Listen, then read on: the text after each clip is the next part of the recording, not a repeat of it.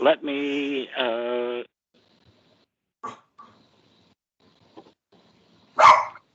okay, so let's begin our meeting. And Jenny, do you want to identify if we have any guests at the meeting?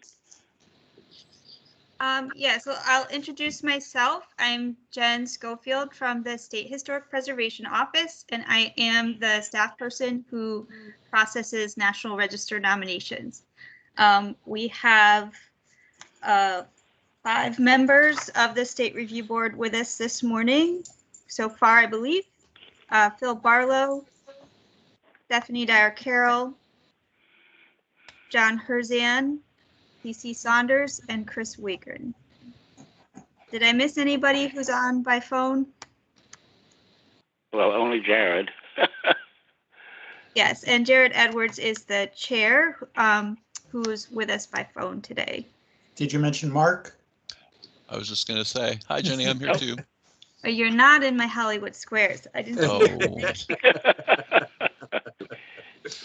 I guess that makes me Sam the Butcher. Okay, not bad. So Jared, I'd like to just go over the meeting procedures first, and then we can talk Of course. about who's with us this morning. Excellent. So we are following meeting procedures for remote meetings, which means that this meeting will be recorded and posted online. So please keep that in mind. There are guests with us by phone, and by digitally. So please introduce yourself. And if you're here for a particular agenda item, please note that when that item comes up. The chair will call for public comment after the introduction for each agenda item. And I'll just ask that you all, as you can see from the background noise, would like you to stay on mute if you're not speaking so we can limit the noise for everyone. We do have several guests with us this morning. And I think, Jared, it would be easier if we just wait for introductions for each agenda item. So we do have somewhat of a full room. We have consultants and representatives for each of the National Register nominations, and several members of the community and legal representatives for agenda item 4B1. Okay. Now, so I think the first order of business is to approve the minutes of the last meeting, and I need a motion and a second. I so move. This is John Herzan, that we approve them. I second. This is CC Saunders. Thank you both. Are there any additions or corrections to the minutes that you would like to identify? Okay, if not, let's have a roll call vote.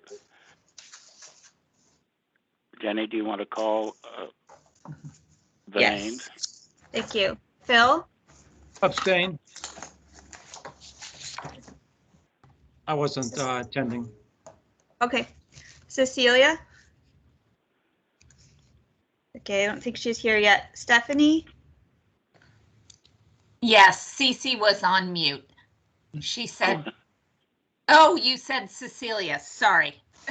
Yes, that's my distinction. We have Cecilia and Cece. Okay. Sorry, Cece was talking, and so anyway. Cece, I will record your vote. Stephanie?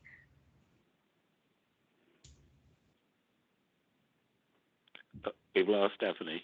Oh, yes, yes. Sorry. Oh, okay. Thank you. Jared? Yes? John? Yes. Mark? Yes. CC as in Dr. Bucky? No. May just be joining us. Okay. And Chris? Yes. Excellent. All right. Let's go to the next item on the agenda, Jenny. Okay. So item 4A is National Register nominations, and the first item on the agenda is the Landers, Ferry, and Clark Ellis Street Plant Historic District. Hello, everybody. Did I just miss the minutes? Yep. Oh, because I had a couple corrections or additions.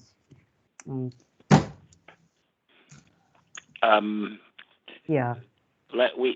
Let's deal with those addendums to the approved minutes. So, do we need to have a motion to discuss this? Let's go sorry back to be to late. the. Well, it's perfectly all right. So, who moved and who seconded the approval of the minutes? I moved. John that we Herzan approve. moved and CC seconded. Okay. Do you want to open up the discussion for the approval of the minutes? Sure. Say yes. So, identify who you are. Okay. Can we discuss it now? It's, Cece? yeah, go ahead. Yes, Cece says that we're opening for an addenda discussion of corrections Yes. to the minutes. Correct. Okay. Well, thank you. On page 5 of the minutes, the bottom, very bottom, the second to last line, Cohen's book is about how he comes to the Supreme Court, how the case of U.S. Supreme Court case of Buck versus Bell was decided in 1927.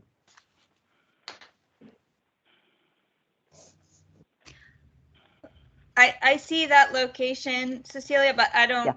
understand the edit. So it says Cohen's book is Cohen's about. book is a skip the whole last section by saying his book is about the Supreme Court case of Buck versus Bell in 1927. Okay. Yeah, because he comes to the Supreme Court. This makes no sense. Okay. It's just the clarification. Okay, I got it. Great. Okay. Any other corrections? Nope, not for me. Okay. Then let's have another quick roll call. Well, does anybody? Let's jump to the conclusion here. Does anybody not approve this addendum? Okay, then it's unanimous. And let's move on to the next item on the agenda, which is the nomination for the Landers, Ferry, and Clark Ellis Street Plant Historic District. Okay, so let me see. I need a motion to review this nomination. I'll This move is to Mark. review. Oh, okay. I'll second. Cecilia? Okay, who is I? Mark. Identify who you are when you say this. Sorry about that. Mark, I so move. Okay, and who's And seconding? Cecilia, I second. Perfect. Thank you. We've moved in second. Jenny, staff recommendations. Thank you. This is a 22-acre industrial complex at 321 and 322 Ellis Street, which spans either side of the street. There are 25 contributing resources constructed from 1918 to 1962, including one railroad loop and a retaining wall. Staff recommends the property eligible for listing at the state level under criterion A for industry and invention. This was a major producer of household electrical appliances at a time of major home development in the area. And they also produced important military equipment used in both World Wars, in particular gas mask and gun mount components. The property is also recommended eligible under criterion C at the local level for its representation of typical industrial construction. This is a very massive complex that has seen some losses to some windows and doors in places, but overall really has limited losses to the complex as a whole, which is fairly rare. It's also incredibly important industrial complex in New Britain, where we've seen losses of some of our other major manufacturers. All of the nominations were noticed 30 days before the meeting and posted to our website for review. Excuse me. The notice was sent to the owner, the potential developer, and the city of New Britain 30 days before the meeting. We did receive a positive CLG response, which was shared with the State Review Board and included letters of support from both the mayor and the Historic Properties Commission. And we have with us today Alyssa Augenstein and Aaron Boyce from PAL, who are authors of the nomination. And I also believe that Steve Schiller from the City of New Britain and Michelle Malinowski from the New Britain Historic Properties Commission are with us. Is there anyone else attending the meeting for this item today? Hi, Jenny. This is Matt Rabina from Wind Development. We're the proposed developer or redeveloper of the southern portion of the Landers Ferry complex. Thank you. Jack Benjamin, City of New Britain.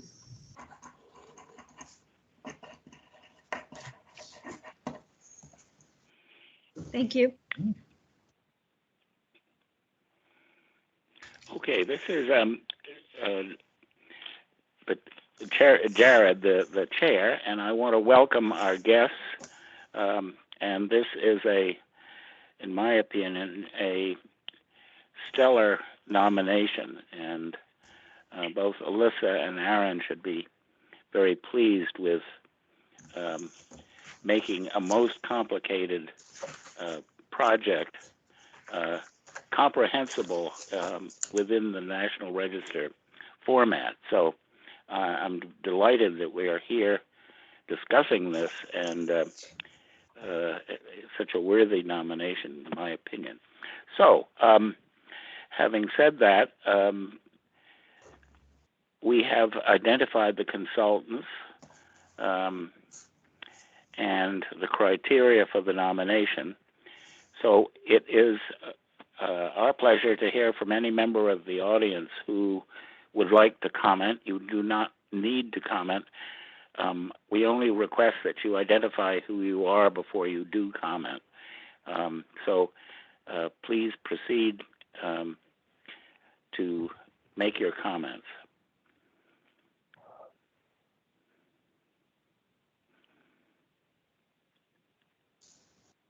Okay, if there are no comments. Excuse me. Yeah, hi. This is, my name is Steve Schiller. I'm the city planner here in New Britain. Yes, sir. Jacob. Oh, there I am. I'm here with Jacob Colbeth, who's our planner one. And we just want to add our support on behalf of the city's Historic Preservation Commission, our City Plan Commission, and also our Commission on Community and Neighborhood Development. As you know, the history of New Britain is closely tied to the history of manufacturing here. This building is certainly emblematic of our history in that way. Virtually anyone that you talk to in New Britain, my age, will tell you about their grandparents or parents working in these factory buildings, of walking by these mill buildings as they go to school or to their friends' houses. And while we recognize that the kinds of industries that occupied these buildings, that built these factories, are gone, there is still strong community support for preserving these reminders of the past here. And we found that out when one of the Stanley Black & Decker buildings were up for demolition a couple of years ago, and we ended up with going through a demolition delay process and sitting through some long, mostly polite, but contentious, somewhat contentious public hearings and meetings. So that's all. We just want to add our support to the written comments from the mayor and from our Historic Preservation Commission Chair, Michelle Balanowski. And that's it. We hope you'll give favorable consideration to this application. Steve, thank you very much. Are there any other members of the audience who would like to comment? If not, we'll turn to the review board for comments. And I open up the discussion to anybody who would like to comment. Well, this is Cecilia. I am in strong support of this very well-documented and extensive property. I'm surprised at how intact it is. And that for that reason alone would consider supporting this nomination. But it occurs to me, even though these are matter-of-fact kinds of buildings, they're the only extant buildings of this type. And it represents the early 20th century industrial landscape that really should be preserved. I like the fact that there is some reference to its relationship to the adjacent residential portions of the town, which goes along with the comments just made about how important and integral to most neighborhoods many of these factories were, and many of them were actually raised during urban renewal, or the building of freeways through the town. And so as one of the really intact industrial segments of the city, I think that's a wonderful nomination. Thank you very much. Other review board members' comments? Yes, this is Chris. Yeah, I second everything Jenny said. I did have a few questions. There were terms that I wasn't familiar with that might be helpful to define. I can send you the exact references, but one was spray pickling and bonderizing. And then there are references to bacon cans. What's special about a bacon can? I can imagine. Yeah. And I also wanted to comment that I know of at least one other industrial building by William Brooks, and that's the Atlantic Screw Works building in Hartford. Oh. I believe that's on the state register. I can send you a reference at least to an architectural guide in Hartford that mentions it. And then the last thing was that on figure 4, which shows the building numbers and also the photo numbers, and it looks like sometimes the photo numbers kind of cover up the building numbers, and it's a little hard to figure out when you're reading along what's where. So I mean, minor details and otherwise a really important nomination, I think. Let's ask Alyssa and Aaron if they could help us with the can of bacon or the bacon can or whatever. What do those terms mean that Chris is wondering about? Hi, it's Erin. Alyssa was unable to attend today, so it's just me. Sorry about that. As for answering those questions, unfortunately, I sort of played a relatively minor role in writing this nomination because I only joined PAL a couple of months ago, so I did some revisions. So unfortunately, I can't answer most of those questions. The bacon cans were called out, I believe, for the World War I production, and yes. Unfortunately, I am not entirely sure why those are particularly special. It would require some additional research on my end, so I apologize for not being a little bit more helpful. Well, thank you anyway. It looks very impressive in this in the nomination as a whole. So, thank you. I think it's important to understand that I think the historical connection between this local manufactory and then its ultimate partnership with Edison's juggernaut, which becomes General Electric. I mean, this is not just New Britain. This is one of the biggest corporate combinations that ever has existed in the United States, and I'm damned impressed. I know there isn't a reason to emphasize that, but I think it's fascinating. All right. Are there any other members of the board that would like to comment on this nomination? John Herzan, do you have anything particular to say? I was swept away with how thorough and carefully documented the buildings were, and I'm kind of in awe of the consultants for doing that, because it was a huge undertaking. It's a lot. And a great reference for the future.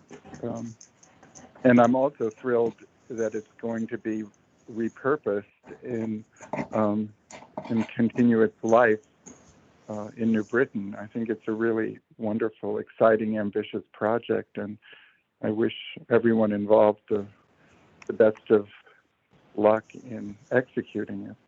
But I think it's clearly eligible and extremely well documented. Okay. Other comments from the review board? This is Mark. I had just minor comments, really kind of typographical in the nomination. Chris, I believe pickling is an early form of not galvanization, but an acid wash that basically forms a corrosion-resistant layer on metal before you treat it. But yeah, that would be a good term to define. The only kind of hang-up I had was on page 3, when the resources and structures are listed, you have a count of 24. But in the nomination throughout, you list 25. And I think that's probably just, a typo. But just sum that up so it's consistent throughout the document. But no, I fully support both the staff recommendation and the other comments. That this was very well written and very, very interesting nomination. So thank you. This is Jared with a very minor point, and I would certainly leave it up to the authors of the nomination to decide ultimately whether this is important enough to consider as a footnote in this. Does anybody know if the New Britain Museum's building, which is called the Landers House, was in fact the house of the resident of the family that early on were partners in this project? That's the only building on the New Britain Museum site that is original to the site. The adjacent residences, and this is all in the historic district around the park there. Yes.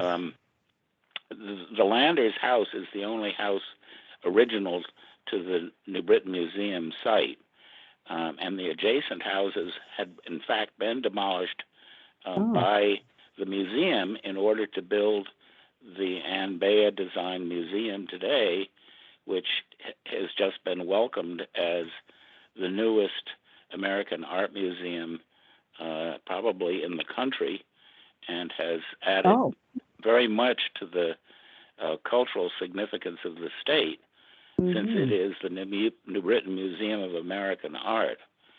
And so the Landers House has just been restored, and I would think that maybe just checking to make sure that that is or isn't the same family might be helpful, to point out that this business was started by a family that the name is still associated with probably New Britain's most long-lived cultural institution.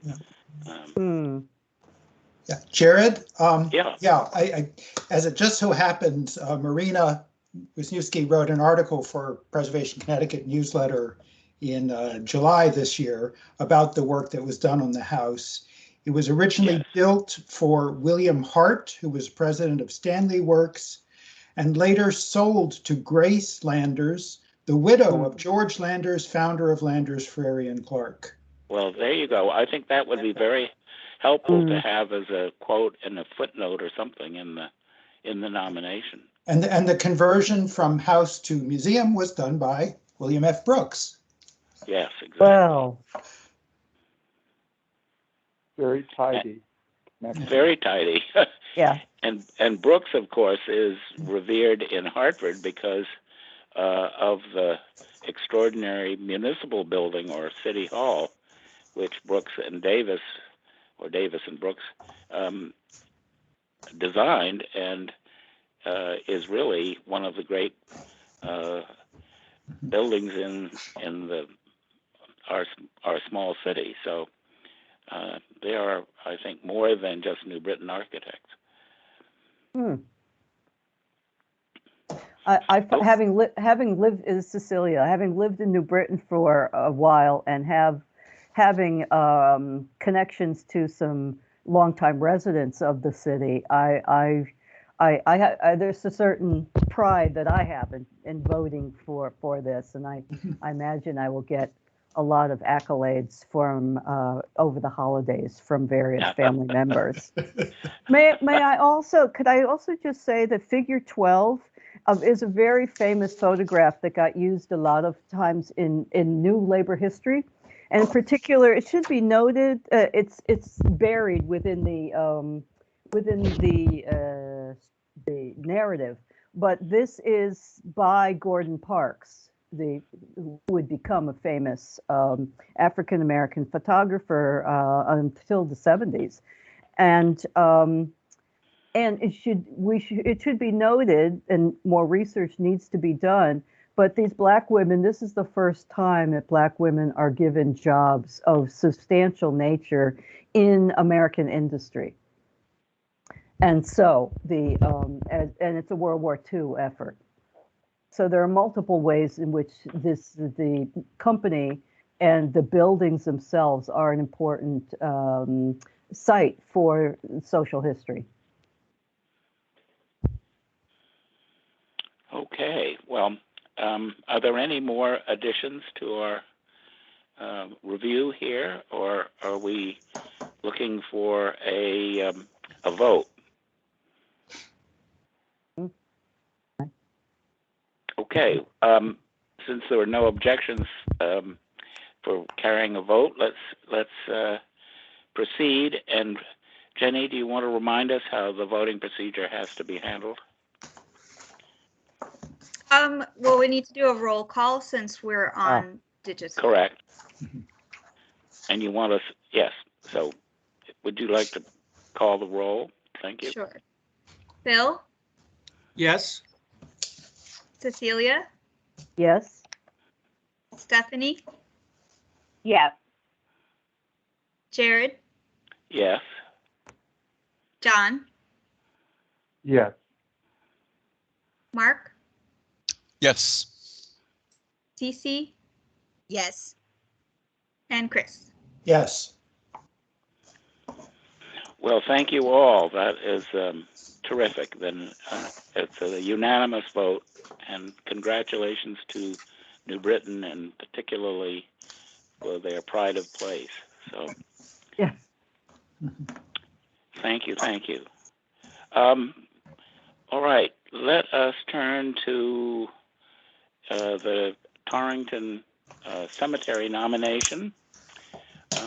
Would you like to introduce it, Jenny? Sure. So we're on agenda item 4A2, which is the National Register nomination for Hillside Cemetery in Torrington. You want a motion before I start? Yeah. Yes, I need a motion to discuss this. So I'm looking for a motion and a second. This is Chris. I move we approve this nomination. And we need a second. Phil, second. Okay, so thank you. Jenny, proceed if you wish. I'm sorry, was that Phil who seconded? There were multiple voices. That was Phil. Okay. Thank you. Okay. Staff recommends Hillside Cemetery eligible for listing at the state level under criterion C for landscape design. This is a 132-acre cemetery that is up on a hill overlooking the downtown from a distance. 64 acres of that is in use as a cemetery, was originally designed in 1907 with by the Olmsted brothers, which means Frederick Law Olmsted Jr. and John Charles Olmsted. The Olmsted firm continued to do work at the cemetery subsequent to the original design as well. It also meets criteria consideration D because it is a cemetery, but it derives its primary historical significance from design. The nomination was initiated by the owner, which is the Hillside Cemetery Association, in order to recognize its important design history.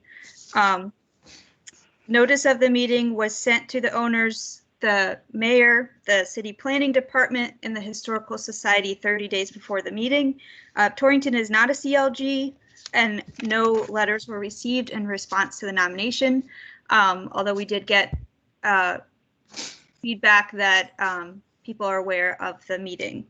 The consultants are Todd Bryant and Peter Vitoretto, who are both with us on Teams this morning, and Susan Weston from the Hillside Cemetery Association and also the Torrington Historical Society is also with us this morning. Is there anyone else online that I missed?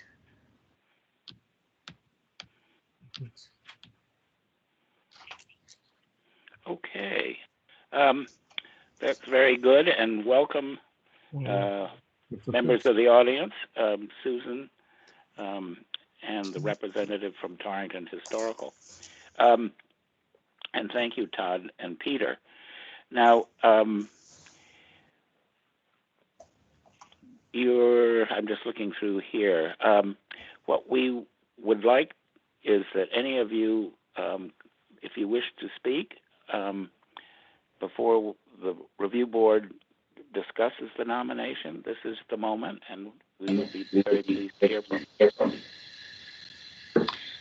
It's Todd Bryant, and I just want to say this was a real privilege to do, because much to my great surprise, I discovered that the Olmsted firms from Frederick Law Olmsted himself and all the way through the successor firms up to the 60s or 70s, whenever it was, they only designed 4 full cemeteries. There's lots of extensions, lots of cemetery lots, lots of stuff like that, but only 4 cemeteries, 3 of which were designed by and this is all on the nomination, but 3 of which were designed by the Olmsted brothers. Only 1 of them is in Connecticut, and this is the first of their cemeteries. So it's a pretty special place, and the association has kept it very much intact. So it's an unusual place in that respect as well. Okay, thank you, Todd. Any other members of the audience who wish to comment? This is your opportunity. If not, let's turn to the review board for comments. Members of the review board? I've got a few comments. Phil Barlow. Yes, Phil. So I agree with Todd. What a great property, and great nomination for him too. Very well written, lots of great information. Most of my comments are minor, but I'll go through them. Under the summary paragraph, it talks about the Olmsted design building. To my knowledge, that's fairly unusual for the Olmsteds to design the building of that size. Could there be a reference to where that information came from, or maybe even a plan of the building? It's in the it's in the original drawings for the cemetery as a whole. I don't think Peter, you can fill this in, but I don't think there's anything in the archives that is specifically a drawing for the building. No, they basically influenced the design of the building, set its place and its position. I believe there's correspondence, there's a great deal of correspondence. They definitely have influence in that design. That's why it's so minor and so set back. Yeah, but I guess you might just think about the terminology, because it does say designed by, not influenced by. I thought it said in the design was influenced by. Well, because there's no reference to an architect other than the Olmsted brothers. Well, what I'm looking at that we could find. What I'm looking at specifically is the sentence: a one-story brick office and maintenance building designed by Olmsted Brothers. Yeah. So maybe just take a look at that. Yeah. What page are you referring to? Section 7, page 5.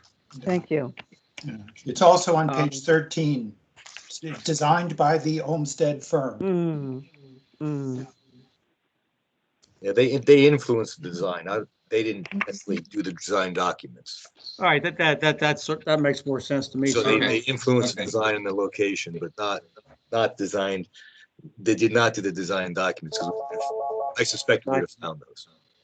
Okay, thank you. Under the narrative description, you talk about design interventions by the Olmsted brothers. This might just be a pet peeve of mine, but design interventions is kind of a modern term. I don't know if you want to rethink that phrase. It also says by the Olmsted brothers from 1907 to approximately 1962. Maybe that should be by the Olmsted brothers and successor firms. And successor firms, yeah, right. Thank you. Okay. Okay, moving on to section 7, page 8. Under vegetation, you do a good job of calling out some of the vegetation in the cemetery, and you list the botanical name followed by the common name. That just got a little confusing to me reading through it, and maybe put parentheses around the common name or something. Just a minor point, but might make that easier to read.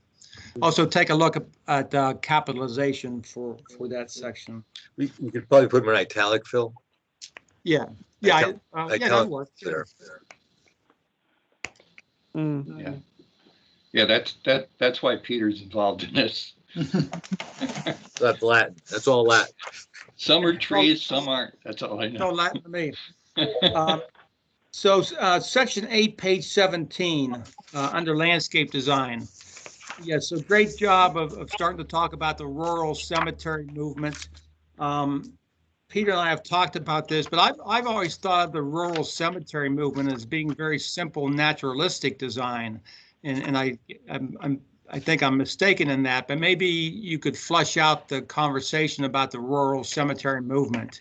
Maybe talk about Auburn Cemetery in Boston being the first one, and just some of those discussions, because that was certainly a huge movement.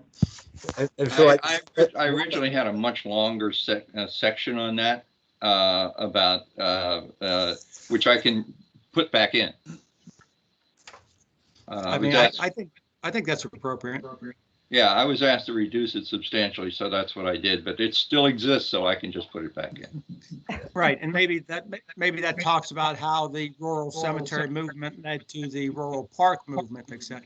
Right. So Right. I just think that's all great context. I think the way it's written, Phil, it's a little confusing because it's just the way it's written in that one sentence. It implies that the rural cemetery was elaborate, whereas the rural cemetery predated the elaborate parks cemetery. Right. Yeah, the 1850s for Mount Auburn, I believe. Yeah, I had a whole thing on Mount Auburn and the way it was designed and why the landscape became important because of the the Horticultural Society involvement. Mm. Yeah, and actually in that paragraph, I think that ostentatious fenced family plots, I don't think of as being characteristic of the rural cemeteries, that they're more interested in open landscapes. Actually, not. I mean, Okay. Mount Auburn is very. I mean, they used to publish guides to the cemetery, to the more elaborate plots. Everybody tried to outdo everybody else. There were newspaper articles about the new new cemetery plots that were flashier than the last one. It was the fencing part that I was not so sure about. Yeah. I see.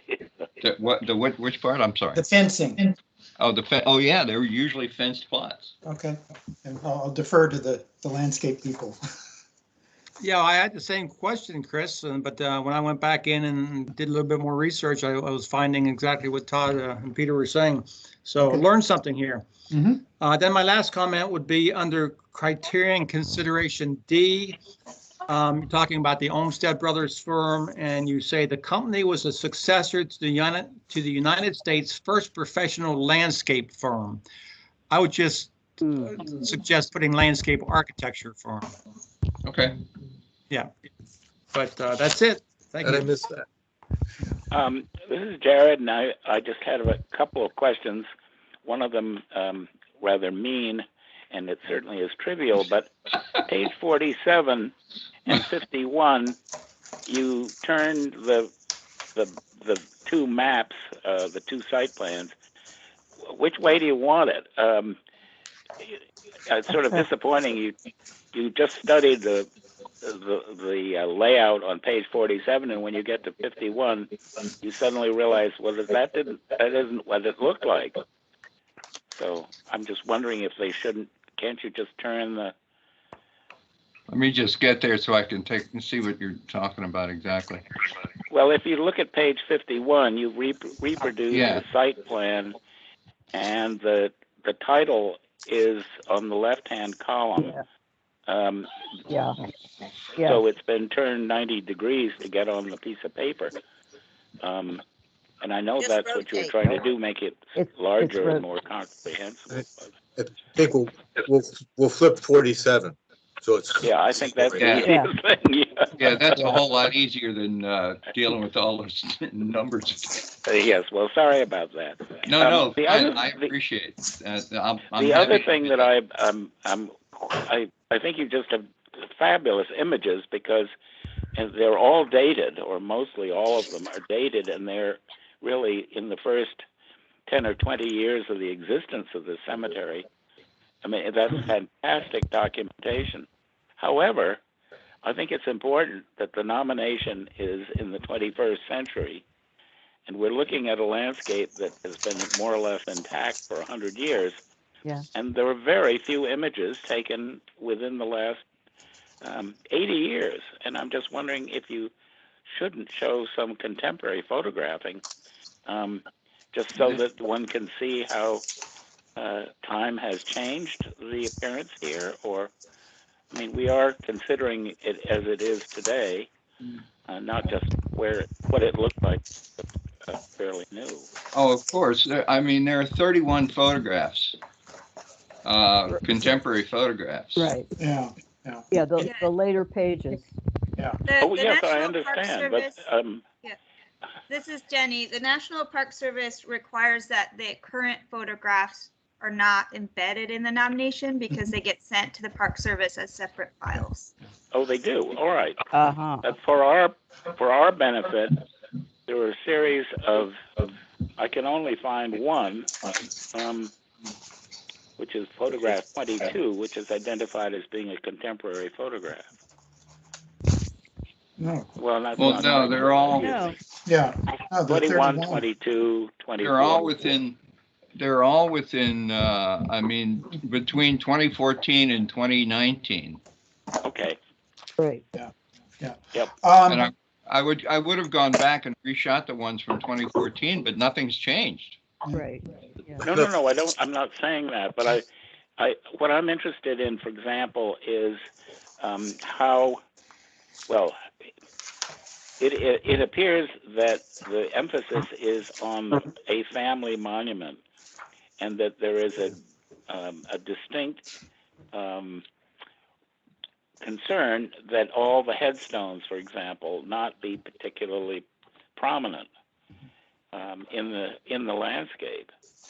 And certainly that was the case in the early 20th century. But I don't know whether that still is the case. Do they have a regulation that they can only have flat stones or as headstones now? I mean, No, they still follow. They still follow the guidelines of the Olmsted Brothers, the pamphlet that's quoted in there about that. But there are a few on what is locally known as Millionaires Row that are substantially more elaborate and ostentatious. But that is, they're all they're all grouped in a kind of a semicircle behind the chapel, and everything else, as you see in the rest of the photographs, are relatively they're pretty modest stones, and there's only one mausoleum. The most outrageous, of course, is the Hotchkiss Flyer. That's number 23, photograph 23. But these things were all, for the most part, credited to at least the Olmsted Brothers firm, and clearly they subbed it out to somebody. But that's it. I mean, Peter, do you have any better idea on how that was done? Are always secondary in this particular landscape. It's about the curving. It's about the curvature of the drives and the grading. Yes, exactly. I can't impress how much the grading is important in the cemetery. If you haven't had the chance to go there, it is a quintessential Olmsted landscape. Phil, I don't know if you've had the chance to walk it, but you immediately sense and you know that it's designed by the Olmsted hand. Yeah, I have to say that I'm sorry, but I have to say that I really didn't understand this until I walked it with Peter, and then I saw it with totally different eyes. The only thing we've really lost over time is vegetation. The circulation, the view sheds are still there. They need a little clearing into the valley. That's something we can't necessarily control. The topography is certainly in place. The grading is perfect. It really is an example of an Olmsted hand. I think this is Jared again, and my question, I guess, is how unusual it is it, isn't it, that there are these gravel walks? No. It was part of the Olmsted design to separate vehicles and walking paths. So it was typical of the time. They've since been sort of grown over their maintenance issue, but the pathways are still there, and there are remnant and still extant pieces of the gravel pea stone in place. Considering putting several of them back to get through places like the Dell, where people do walk in the cemetery as a park. Okay. Understood. Thank you. Other review board comments? Yeah, this is Chris. I have been hanging out with the Olmsted firm lately, and and one thing I've learned is that there's a lot of discussion or a lot of jobs are often the Olmsted firm had job numbers, and those are used as reference numbers in documentation. And I think it probably would be good to include those in the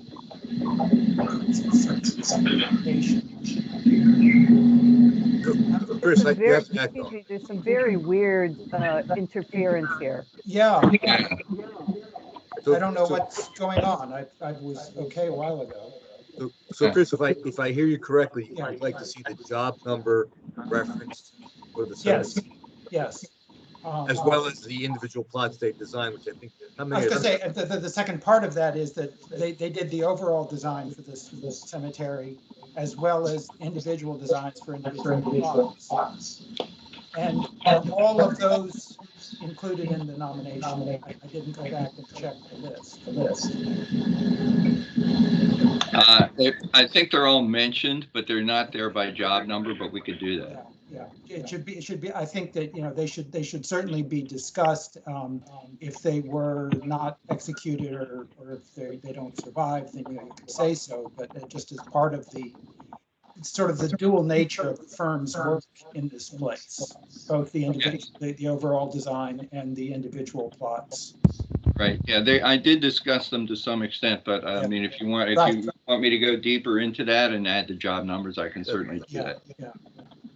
And then let's see, it's on page 23, I think, where it talks about, it says, Frederick Law Olmsted played a seminal role in the establishment of the National Park System. And I was under the impression that was Junior. What was that? I'm sorry, I missed it. Page 23, Frederick Law Olmsted played a seminal role in the establishment of the National Park System. And I thought it was Junior who was, Yeah, that's correct. I think I would say, Chris, that Frederick Law Sr. did have an important component in the preservation of Yosemite. Certainly Yosemite, yes, but the establishing the system wasn't done until after he died, of course. Okay.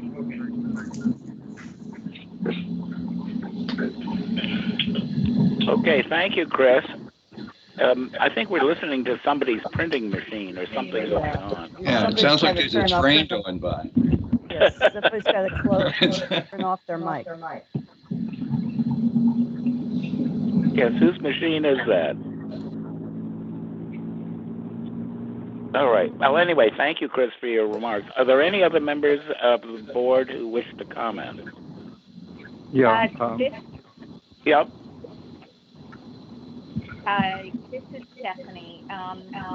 In both the integrity and significance section, are you getting an echo? I'm having technical. Oh yes, it's terrible. Today. Terrible. Let me leave. Is the echo gone? No. Okay.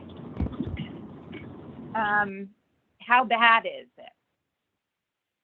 Oh, clear. It just got better. Good now. Yes. Thank God.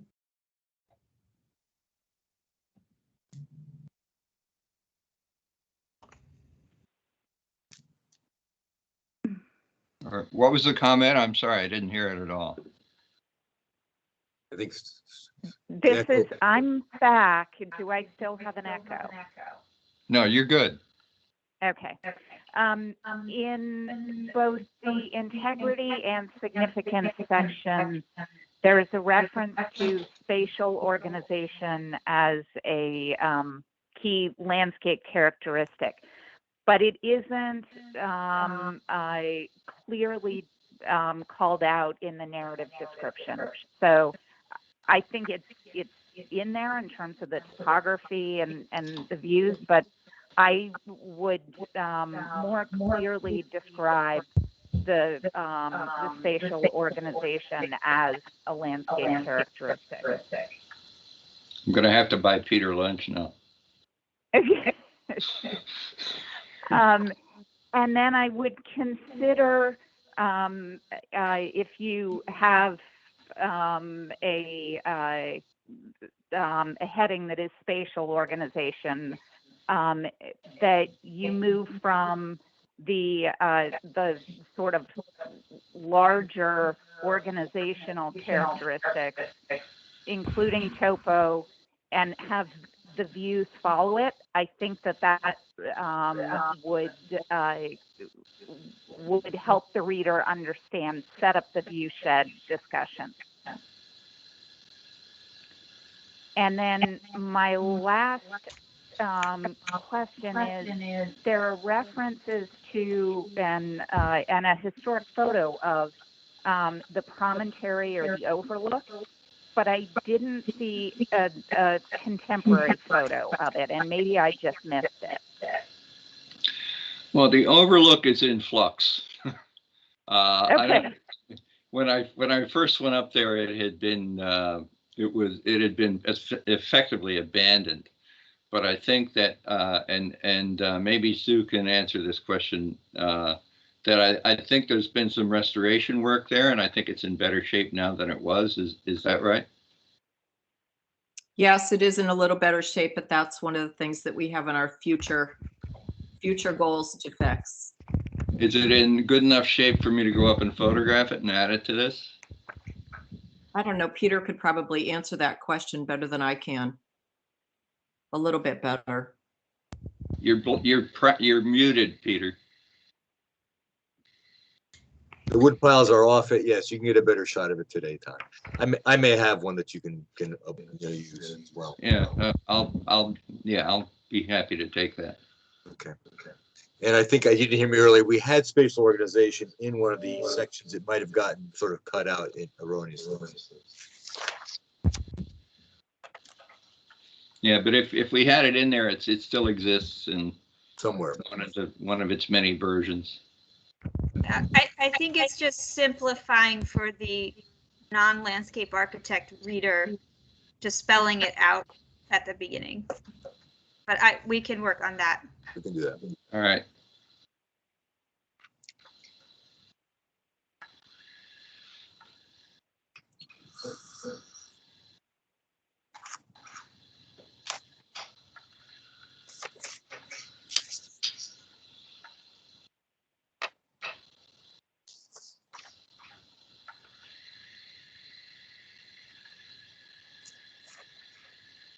Jared?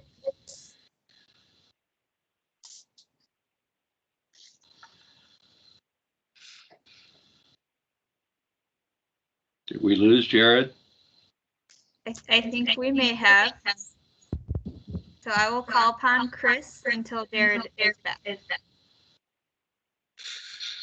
Who is muted? And I just unmuted. Okay. Any other discussion? I have one other comment I missed the first time. Under the discussion of Frederick Law Olmsted Sr., page 25, you talk about he completed over 200 projects. No, I'm sorry, over 500 projects. Page 23, 500 projects. Right, got it. Yeah. Was that just the Olmsted? Was that just Frederick Sr. you're talking about? I think so. Because the firm. Yeah, because I took it from Charlie Beveridge's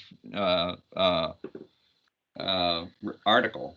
It would be senior because several thousand projects. Yeah, that even sounds low for senior, but if Beveridge said it, I believe it. But 500 over 40 years. Does that sound good, right to you, Peter? I'd have to defer to Beveridge. Because the firm itself is up in the thousands, like 5,000. Right. I mean, the longevity of the firm, but yeah, senior, it's probable. All right, maybe just double check that. As terms of official projects. Yeah, I'll check it, but it's footnoted from Beveridge. Okay, thank you. All right. Anything else? Are you ready to vote? Yep. Yeah. Jenny, can you call roll? Yes. Yeah. Phil? Yes. Cecilia? Yes. Stephanie? Yes. Jared? Not back yet. John?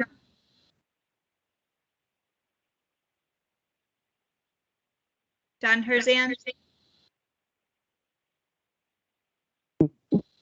Okay, it's possible that we're dropping calls, so we'll come back. I see John's number on the screen, but it also says he's muted. I didn't know you could mute a telephone. Okay. Mark?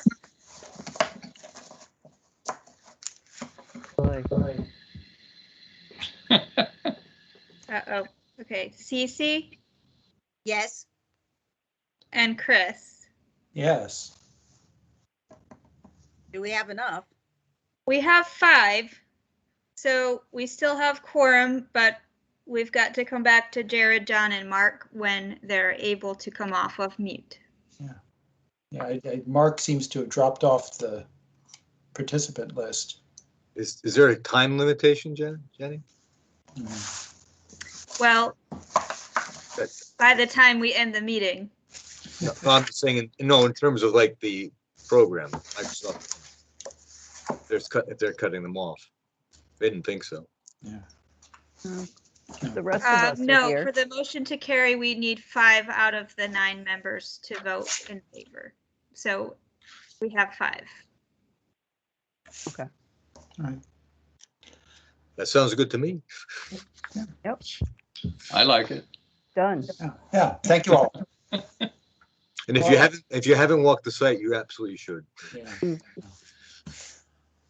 Okay, next item, review of eligibility status, National Register property. We've got 2283 to 2289 Main Street in Glastonbury. Jenny, you want to?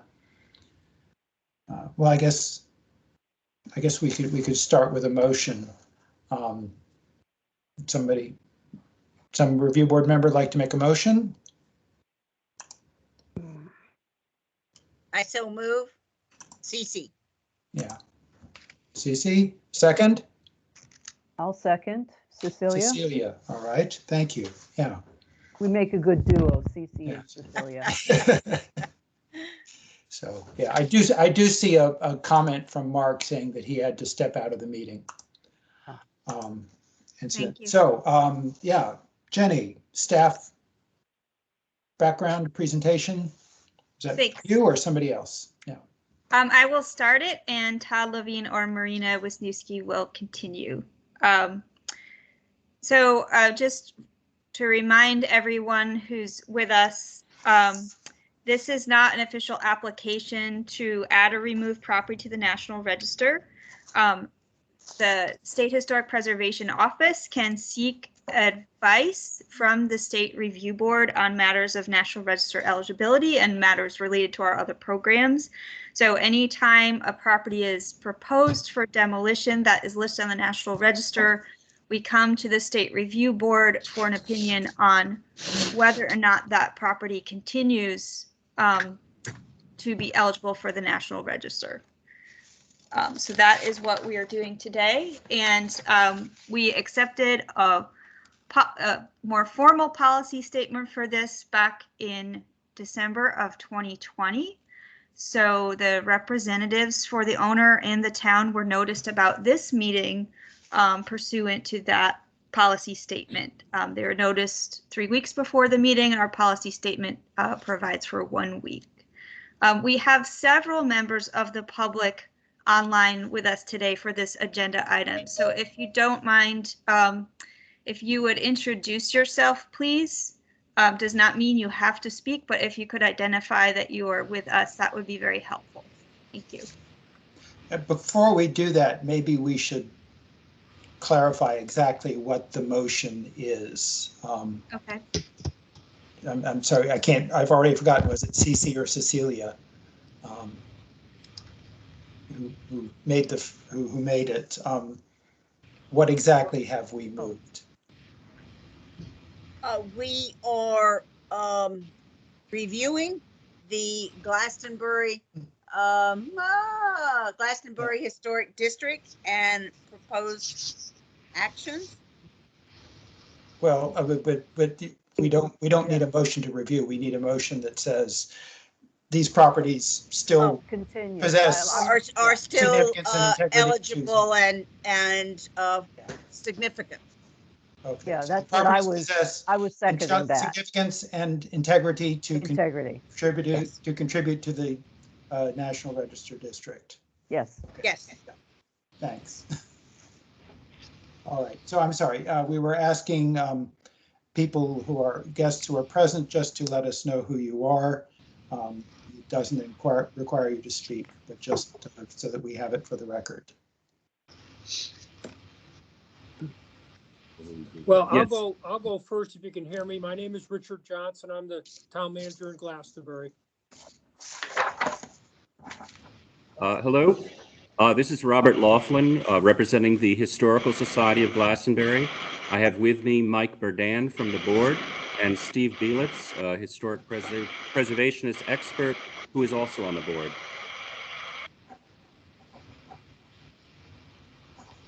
Hi, I'm Rebecca Delaney. I am a lifelong member of Glastonbury, Connecticut, and a business owner in town. Hi, Robert. Hi, Steve. Great to see you on here. Hello, my name's Barbara Faircroft. I'm the chair of the local historic district commission. Hi, I'm Jennifer Wong. I'm a member of the Town Council of Glastonbury. Good morning, I'm Allie Schmeisel, and I also represent the Glastonbury community. Thank you. Okay. Is that everyone? Thank you. All right. State Historic Preservation Office background information presentation. Good morning, everyone. My name is Todd Levine. I'm an architectural historian for SHPO. And we, as Jenny had mentioned, ask the SRB to review historic buildings that are contributing resources to a National Register district when they are threatened with demolition under the Connecticut Environmental Protection Act. And that is what we have in front of you. We have two buildings, 2283 through 2289 Main Street and 2283 2289 R, which is the rear building. There are two buildings in question. Both are listed as contributing resources to the Glastonbury Historic District, listed on the NR in 1984. The Glastonbury Historic District were listed under criteria C in their area of architecture. As for the large number of well-preserved 17th and 18th century houses that stand along its main street, and for the good examples of later architectural styles that are also represented. The district is also significant under criterion B as a location of the homes and workplaces of many of the town's early influential founders, as well as later individuals who made significant contributions to Glastonbury.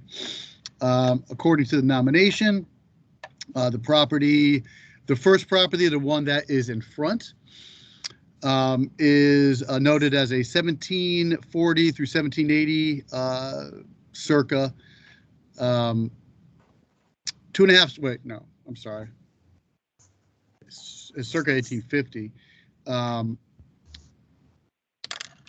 2.5-story Greek Revival frame, gable roof commercial building covered with clapboards on brick foundations. There are plain pilasters with molded caps on both faces on all four corners.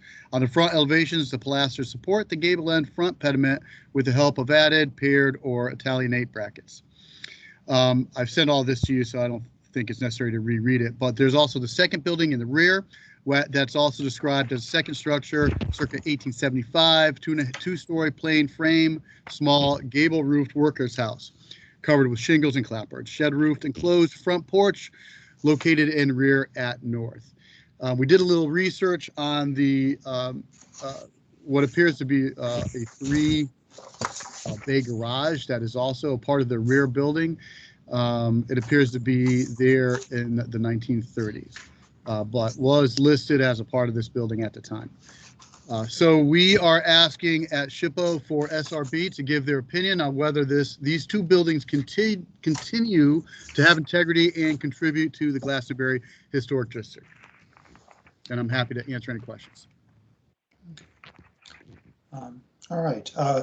Members of the public, do you have any comments about the integrity or significance of these buildings? We do have somebody here, Steve Bielitz from the Historical Society. Hi, good morning. Good morning, Chris and Todd and others. I was able to get into all of these buildings. I know most of the people that lease there. I'm sorry, can you hear me? Oh, I'm sorry. I was able to get into all of these buildings, and the Daniel Wright House is particularly significant. The entire chimney stack is still there. It is mostly a stone foundation, the 1740 building. I actually have pictures of the building from the 1930s and 1920s of all these buildings. I won't show those to you now. it would probably be a distraction. However, the building behind probably dates to the late 18th century or early 19th century. We believe now that it was originally a cottage, one-story structure with a garret. And there's no question in my mind with the beaded casings, the flush beaded doors, and other features, especially the frame, that this was built before 1830 or 1840.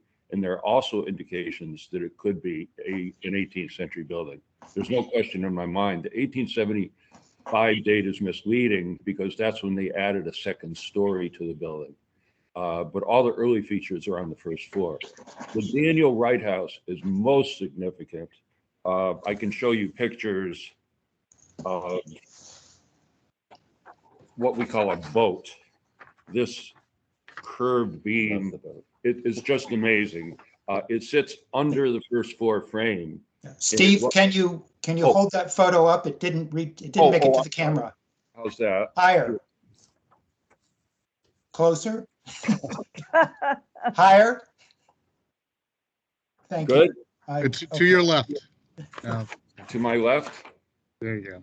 How's Back that? higher again. Okay. There we go. Right there. Almost Higher. there. A little higher. A little higher. Almost there, Steve. A little higher. Oh. all right. It was very long. close. It's hand hewn, and there are other indications that the building could have been built in 2 stages because there is extremely, and these are hearth supports that are cantilevered. I've never seen such beauty in these. I'll try to find a good example for you. I have so many pages here. But here's a good one. There's some BX wire that gets in the way. How's that? Yeah. And these run the full length of the front and the back of the stack. There's also one of the largest, at the base of the chimney stack, one of the largest ash dumps I have ever seen. The whole chimney stack is there. There are probably a lot of features beyond the walls. But there is a possibility because one of the front room hearths, the southern room, which is where we always find the early kitchens, is a very long, it's infilled, but there's a very long fireplace there. And then there was one added in the back when they enlarged the building, probably in 1740. So the only way we can arrive at that is to do a dendrochronology, which I think is in order at some point. I would also like to mention that the Gaines Hotel, the building to the right, this one, that's a 1930s photograph. I think that's a 38 or 39 Chevy. At the bottom. My next door neighbor, who's a car expert, identified that. And here, this shows you another, that's called the boat because it arches up and it's like the front of a ship. That's why they call them that. But these are everywhere to support the hearths because they're so large. And it's the most beautiful one I've ever seen. It's rare to begin with, but it is the most beautiful one I have ever seen. Not to go overboard here. The Gaines Hotel, by the way, we have through oral tradition, through a number of people, that this space was used on the Underground Railroad. And this is contemporary, this period, the 1850s, was contemporary with the Smith sisters' activity. As you know, the Smith sisters are very important historical figures. And they were abolitionists, they were involved in this, but there are many stories contributing to this in a number of sites that were used on the Underground Railroad since the Fugitive Slave Act was so severe with penalties, prison penalties and fines, and the slaves or the endangered slaves going back to the South if they were caught. But if someone was helping them, it could be just absolutely terrible. But we found a passageway connecting the 1849 building, which we call the Gaines Hotel. There's a complete passageway going into the cellar of the rear building, which I believe is probably late 18th century. Definitely built before 1830 based on doors, trim, other features, and the structure underneath. without going into too much detail. And there is a long oral tradition that this was used on the Underground Railroad, but it's very unique to find a passage like this. The passage was not built for the Underground Railroad just for that purpose, but its indication of connection, the ability to hide people there would have been extraordinary on this trail. And the Eastern Trail goes directly into the center of Glastonbury. One more comment I will make is that this Glastonbury Center, our dead center, and all these buildings are in the dead center of town. That used to be the center of Glastonbury. We've lost the old police station. What was the other name for it, Bob?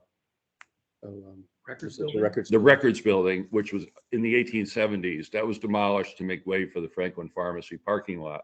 That is now Daybreak Coffee.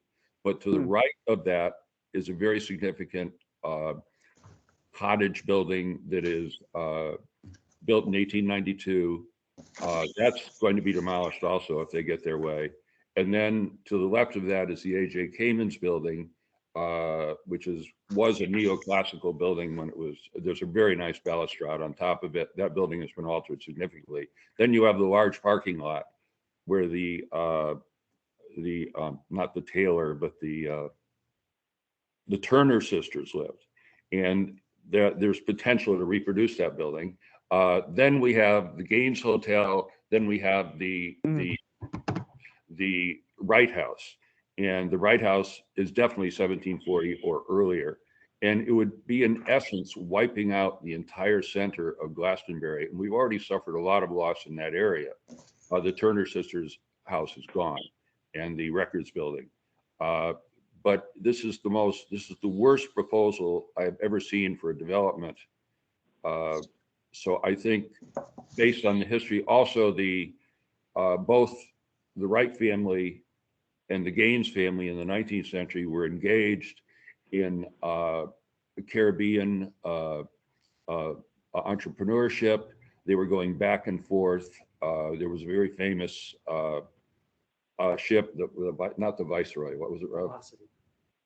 The Velocity, and we're trying to find the record books of that. But this is a very significant area, and the buildings are still potential of further restoration. And it's my opinion that the whole village quality of Glastonbury would be lost if this area were to be demolished. And there's a lot of significant history that I needn't get into now that would further contribute to this. All right. Thank you, Steve. You're welcome, Chris. I just wanted to add that this is not just the Historical Society that wants to save these buildings. It is the community of Glastonbury that have been coming down in the cold and in the rain to sign these petitions here at the museum, and there are petitions around town and online as well. I thank you very much. Okay, thank you. One more. Yes, Todd? Go ahead. Thanks, Chris. I just wanted to say at the Historical Society, Steve and everybody, if you think that the building should be on the Connecticut Freedom Trail, there is a process for listing where we can actually go through the information that you have to see if it is indeed eligible for listing on the Connecticut Freedom Trail. So that might be something you guys want to do afterwards. Okay, thanks. Yeah. Other members of the public? Sure. If I could, Mr. Chairman, this Yes. is Richard Johnson, Town Manager in Glastonbury. Yes. Thank you to all for the opportunity to comment this morning. Steve Bielitz is obviously more versed in the historic elements of the building, but to pick up on Robert's comment in terms of the community, I wanted to let you know that any thoughts of demolishing the subject properties has brought a pretty strong opposition on behalf of the Glastonbury community. And the town council on 2 occasions has voted unanimously in late September and again late last month to lodge a formal objection pursuant to our demolition delay ordinance for any actions to demolish these structures. And I've been asked to look at ways that we can work to obviously preserve continue the listing on the National Historic District. I've had the opportunity to talk to both Jenny and Todd. So this is a these buildings are a significant part of Glastonbury's history, significant part of the fabric of our downtown. And I think any activity to demolish these structures would be, quite frankly, would be a sad day for Glastonbury. So I appreciate the opportunity to just pass along those comments. Thank you. Thank you. Thank you. Yes. Other members of the public. Yes, this is Barbara Thurkoff, and I happen to be chair of the local historic district commission, which is just one property to the south of the buildings in question. But I'm just commenting as someone from the town who talked about oral histories.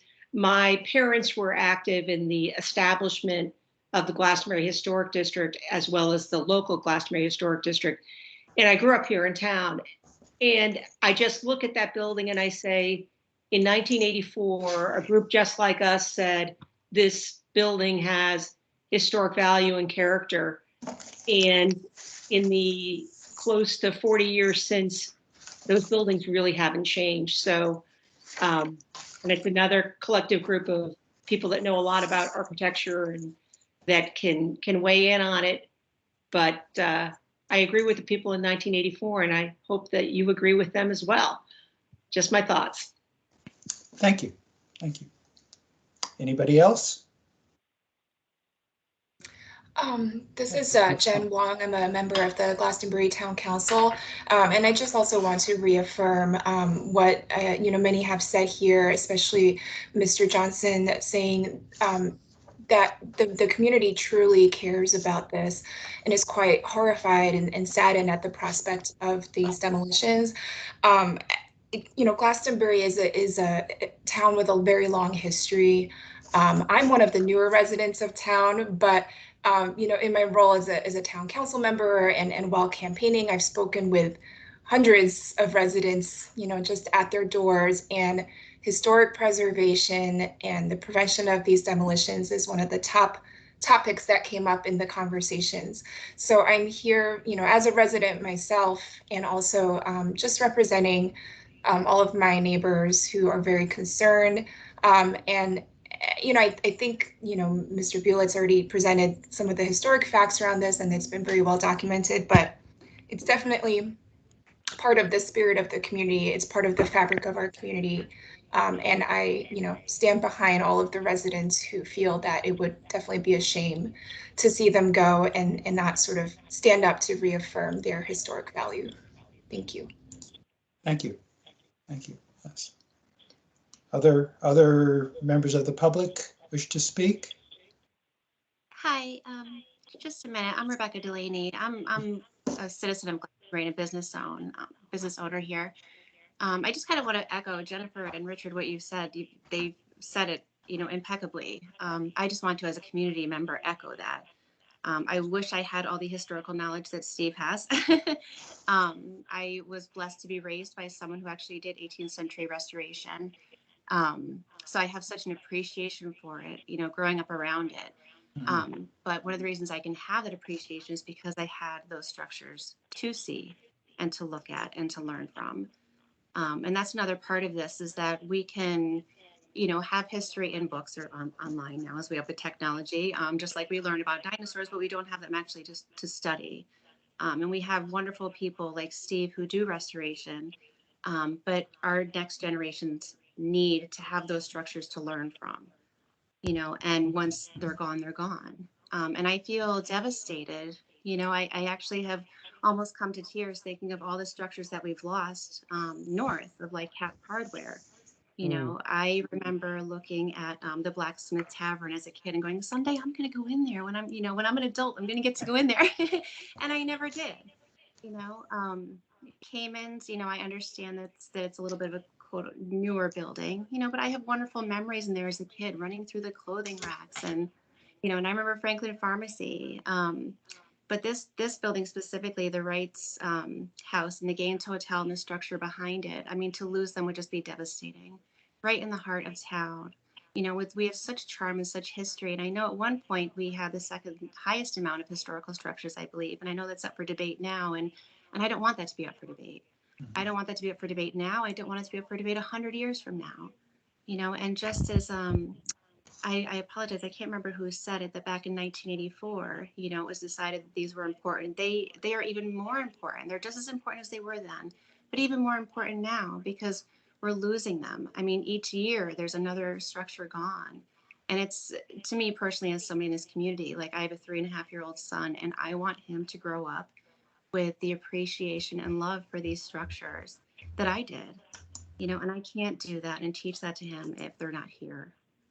You know, and another thing that wasn't mentioned, I know you guys aren't arborists, but I know there's a huge tree, the Copper Beech tree that's on Wells Turner, that is so close to the Curtis house that I wonder if that tree would be affected by the demolition of the Curtis house. That was just another thing that I wanted to bring into there that hadn't been mentioned. And I have to thank the people from the town that are here. Thank you so much for representing us, because there really are a lot of us that are just devastated at the thought of this development coming in. Thank you for letting me speak. Thank you. Thank you. Hi, this is Rob Hale. I'm just a citizen in the town, but I'm a member of the Historical Society. Can you all hear me? Yes. Okay. I just wanted to chime in a little bit and say that the building that is, I think Steve referred to, I get a little confused as to which one is the Wright House and which one is the Gaines Hotel. But the buildings that Steve showed pictures of are occupied, and they're, as far as I know, they're fully occupied.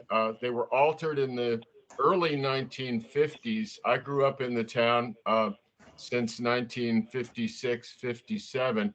I remember those storefronts always being there. They really haven't been altered since the 50s, the storefronts, I mean.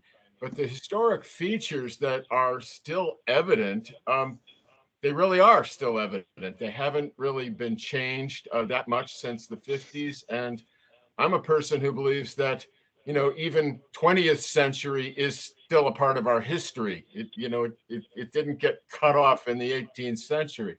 So I think there's a continuity there that is worth preserving. Not necessarily an advocate of stripping off the 1950s storefront in order to restore it to the 18th century appearance, although I wouldn't necessarily oppose it. But the fact is, these buildings are occupied, I believe, successfully, you know, as commercial retail establishments on the ground floor, and I believe the upper stories are occupied as apartments. And I mean, that would be the Wright House and the Gaines Hotel that I think are on the agenda today. But as to the buildings to the north of them, what is referred to as the Cayman's department store building, which now houses the bike shop and a printer. And I think there's Edge Fitness in there. And then what's Steve is referred to as the Franklin Pharmacy building, which is now Daybreak. And then the building to the north of that, between that building and the Wells Turner Library, which is the Main Street Office Center building, which is also a historic building, maybe Victorian period. I suppose Steve could correct me on that. But they're all occupied successfully as commercial establishments without too much alteration. There's been an addition on the back of the Main Street Office Center building, but it doesn't really interfere with the or detract from the appearance of the building from the street. The old Cayman's building still has amazingly beautiful hardwood floors in there that are certainly not recent. So I think the whole streetscape as a whole is worth preserving, with the possible exception of what used to be the Popular supermarket, which is sort of a downhill parking lot, and a one-story building below that, which I think recently housed the Wang Palace and the Bollywood Indian restaurant. But the rest of it is a streetscape entirely worth preserving, if possible. And I made a comment at the town council meeting some time ago when the issue came up. My parents had a painting of a streetscape by Norman Rockwell, which I think is Stockbridge, Massachusetts. Although I'm not sure I've ever visited it myself. There is a building in that streetscape. It reminds me of old Glastonbury. And there's a building in that streetscape that looks very similar to what Steve referred to as the old town records building or the old police station, which I remember being there as a kid. I mean, it's different buildings from different historical periods, but altogether it makes up an attractive New England streetscape. And I think we have the possibility of preserving this part of the history of our town and perhaps even restoring it by putting something attractive in that hollow downhill parking lot area that's, appears more or less vacant from the street. So I appreciate the opportunity to speak on behalf of these historic buildings. Thanks. Thank you. Thank you. Yes. Any more? Okay, then we're going to close that and go to review board. Comments, discussion? Members of the review board?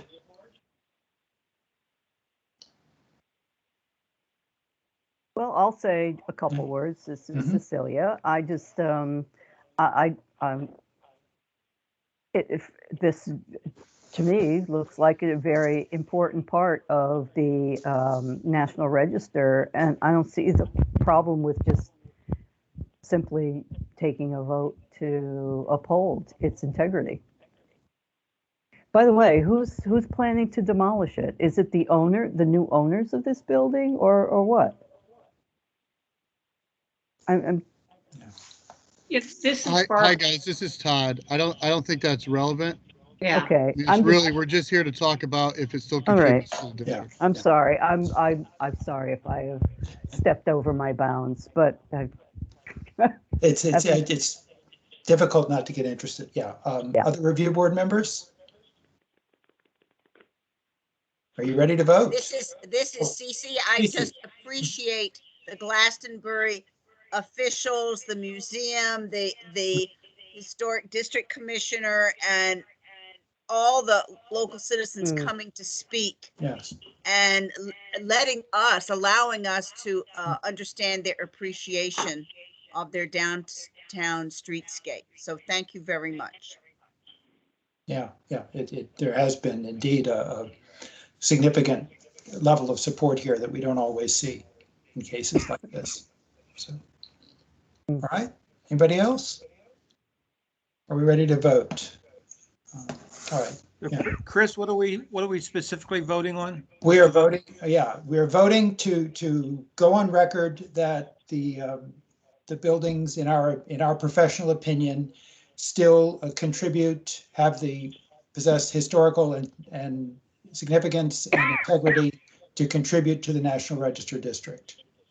Thank you. Yeah. All right. Let's see. Phil? Yes. Cecilia? Yes. Yeah. Jared, are you back? No. John? Can you hear me? Yes. Yes. Oh, great. I called back on a different line. I was cut off after about an hour on my iPhone. Yeah. So I would like to vote yes. Okay. Stephanie? Yes. Yes. Cece? Yes. And chair votes yes as well. So that's 5, I believe. Right. So thank you. Thank you all very much for your time and coming to be part of this process. As I said, the community support is impressive and significant. All right, next item. Thanks, everyone. Thank you. Next item is a review board schedule for 2022. Jenny circulated a list of suggested dates.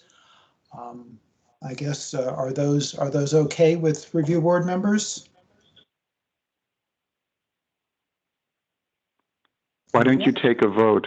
Okay, yeah. Can we have would somebody like to move their acceptance? It's March 25th, June 17th, September 16th, and December 2nd. So all Fridays. Somebody want to make a motion?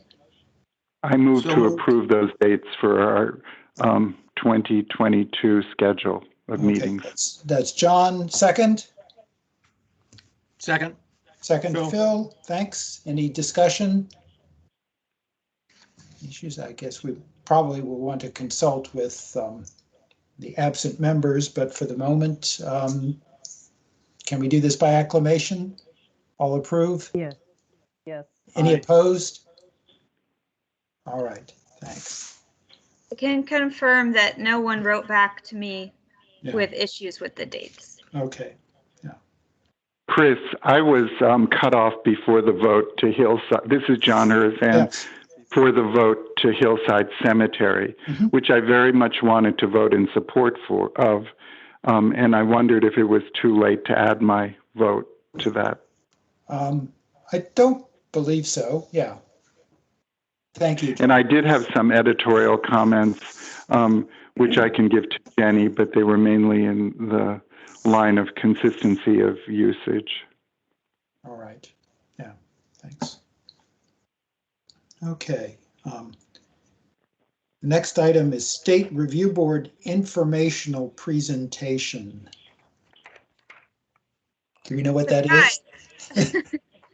Do you remember we started to do 10 minutes of discussion on topic-specific items when we met in person? Yeah. So a board member asked last time if we could just talk a little bit more about the Protection Act and the board's role in doing the reviews such as the one that we've just done. So Todd and I, we won't show slides since not everybody is able to see them, but we thought we would just discuss that for a moment if that's okay. So the Connecticut, we review these as part of the Connecticut Environmental Protection Act. For clarification, that is not part of the National Park Service's National Register program. That is something that exists in the environmental regulations within state general statutes. The Protection Act applies to properties that are listed on the National Register or those that are under consideration for listing, which in SHPO's opinion means under consideration means that it is something scheduled and noticed for a state review board meeting. There's history on that, which is that the Connecticut legislature, in passing the Protection Act, added that caveat in so that things that were already on the agenda would not go down overnight before they officially became listed. So that is the reasoning for that language. So the state review board's role, and I should back up and say that the Protection Act does not apply to state register listed property. It applies, and the under consideration carries with a nomination as it travels to the National Park Service.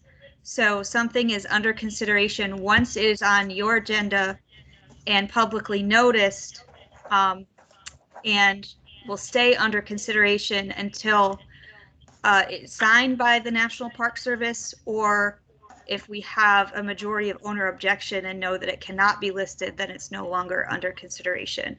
So I'm going to Jen, this is Cece. I had one question. Tell me again exactly what moment that under consideration begins. It is when there's a new National Register nomination that has been placed on the State Review Board agenda and noticed. Whoa, okay. So that's now- far along in the process. Okay. Yes, now there has been questions about that, and particularly in the early 2000s, other interpretations of that. But in our opinion at SHPO, there's no way you can put somebody under a law without telling them about it and following a due process. So you cannot put somebody under consideration simply because somebody wrote a 2-paragraph long nomination and emailed it to me. Okay. And we have gotten those requests, and unfortunately, that's not following a legally defensible due process. And there is some backup to this reasoning from the 1980s case studies that we have in the office. But we hold pretty firm that that is our interpretation of that. Attorneys could challenge that, but really we have to follow a public process. Okay. Thank you. So I'm going to ask Todd to give you a little bit more history on the Protection Act. Thank you, Jenny. So the Protection Act is unique in Connecticut. There's something similar in California, but not the same. So when we talk about the importance of a due process for folks to get listed on the National Register, that's important because this is a law that prevents the destruction of the resource.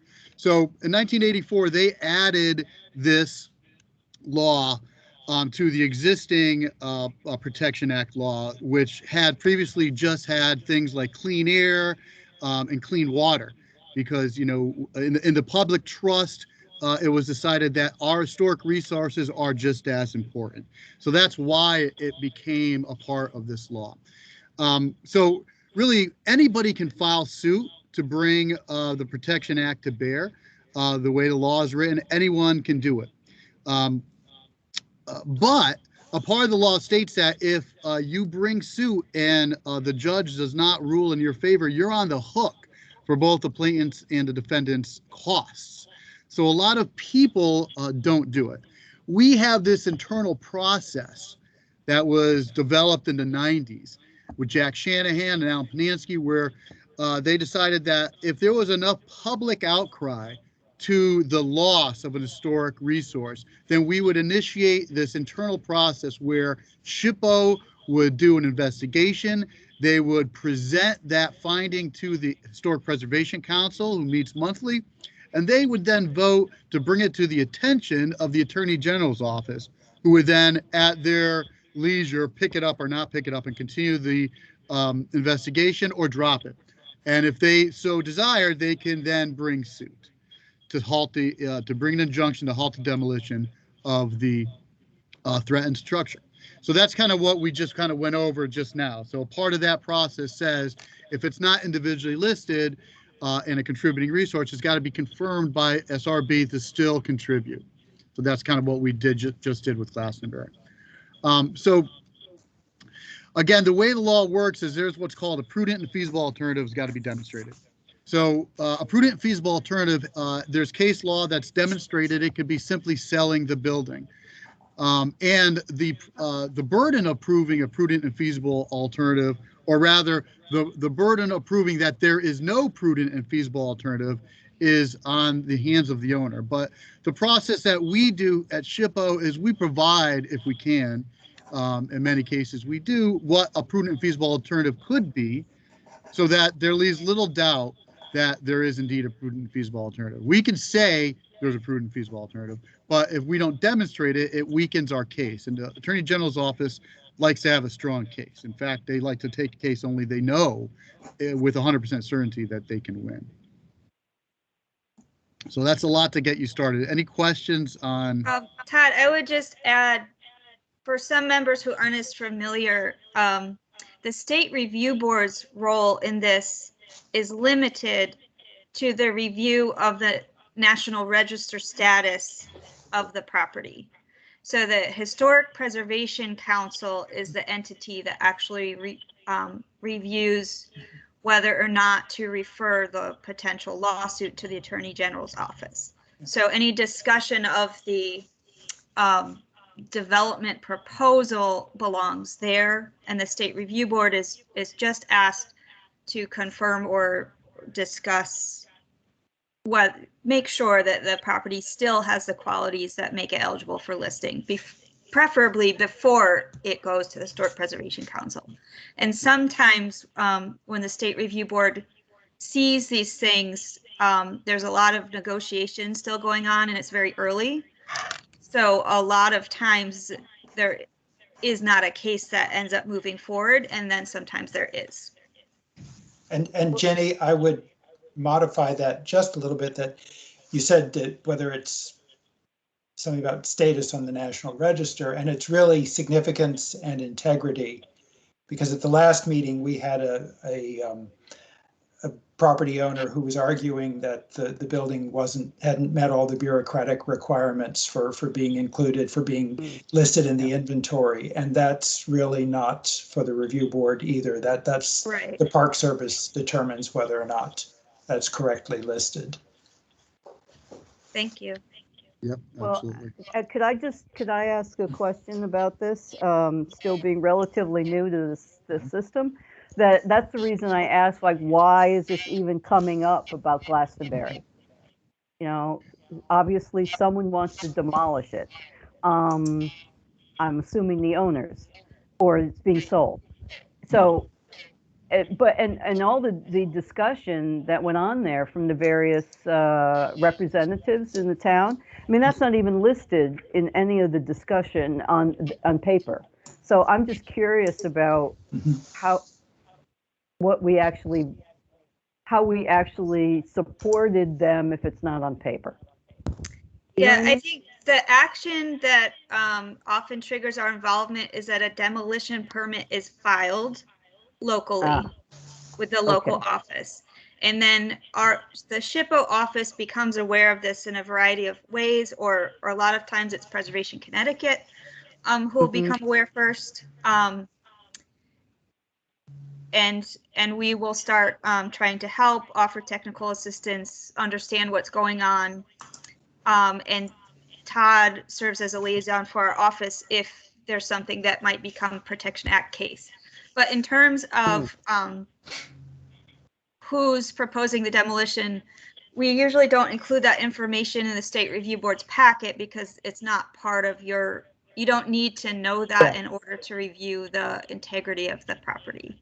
Okay. Yeah, but we could certainly, we can always, and I was just, thinking about this with the way this particular meeting went, and your question about, are they demoing, why are they demoing, so on and so forth. We could always circle back on the results of these, which I don't think we've done, Jenny. We've asked you guys to kind of give, just as a, professional courtesy, just to kind of let you know what happened. And we're happy to do that either through an email to Jenny that she can distribute, or me or Marina can come on and kind of just give you guys updates as we go. This isn't an onerous process for you guys. A lot of these buildings are pretty obvious. And again, Steve Bielitz with Glastonbury had a lot of really interesting things. But in terms of, it contributing to the resource, it's an exterior building. We were looking at the exterior, if it contributes or not, because we're not, it's a contributing resource. And the interesting things about potentially being listed on as an Underground Railroad site has not been confirmed. So, that kind of stuff is interesting, and I run the Freedom Trail, so I'd like to have more information on that to see if that's true. But, it's kind of irrelevant to, your guys' discussion here today for whether it meets the criteria to move forward with Protection Act. Okay. But, obviously what we do a lot with this is we try not to go to court.